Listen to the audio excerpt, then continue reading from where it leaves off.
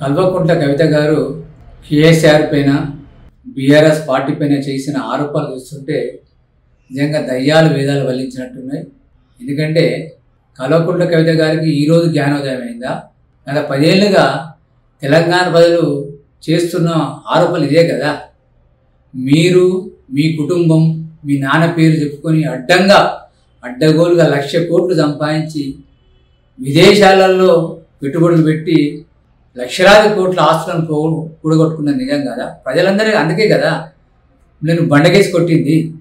ఈరోజు మా అన్న మంచోడు, మా డాడీ సక్కనోడు, ఆ చుట్టూనోళ్ళే లంగాలు దొంగలు దయ్యాలు అంటున్నారు. మీ కుటుంబ పాలనే కదా ప్రజలు ఎలగొట్టింది. ప్రజలందరికీ తెలుసు.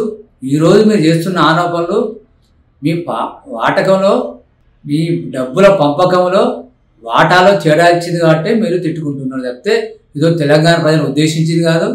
ఇదో కొత్త నాటకాన్ని తెరదీసింది. మీరు బీసీ ఉద్యమం అంటారు, జంతర్ మంతర్ దగ్గర ధర్నాలు చేస్తారు. కానీ ఒక్కడ మాత్రం ఏం చెప్పిన తల్లి, మా నాన్న నాకు పెళ్లి కష్టపడ్డాడు అన్నాడు. కానీ అలాంటి నాన్న ఈరోజు లక్షాది కోట్ల రూపాయలు ఫామ్ హౌస్ ఎక్కడి వచ్చినాయి, విల్లాలు ఎక్కడి వచ్చినాయి. మీ అన్నకు, మీ సంతన్నకు, మీ హరీష్ రావు గారికి, నీకు ఈ కోట్లాది డబ్బులు ఎక్కడి? నువ్వు పెట్టుకున్న వెస్ట్ రాజ్య ధర నువ్వే చెప్పినావు కదా కష్టపడి సంపాదిస్తే. దయచేసి కవిత గారు మీరు కూడా ఈ 10 ఏళ్ళు ఎట్లా కష్టపడరో చెప్తే మేము కూడా కష్టపడి సంపాదించుకుంటాం. ఎందుకంటే ఆ కిటుకు మాకు చెప్తలేదు. ఈ డ్రామాని కట్టి పెట్టండి. తెలంగాణ ప్రజలు మీ కుటుంబాన్ని బండకేసి కొట్టిళ్ళు. మీరు ఎంత రాసి రంపానబడి కష్టపడి అరిసినా కూడా తెలంగాణ ప్రజలు విశ్వసనీయత కోల్పోయిండు. కేసీఆర్ మీద కూడా కొంచెం విశ్వసనీయత ఉంటే అది కూడా ఆయన కూడా నేను నిజంగా చెప్పండి దీని అన్నిటికీ మూల కారణం కేసీఆర్.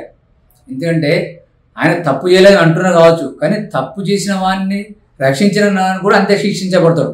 ఎందుకంటే కౌరవులు చేసిన తప్పును ధృతరాష్ట్రుడు ఎట్లా చూసినట్టున్నాడో మీ డాడీ కూడా ధృతరాష్ట్రుతో సమానమే, మీ చుట్టూ వాళ్ళు కూడా కౌరవులతో సమానం.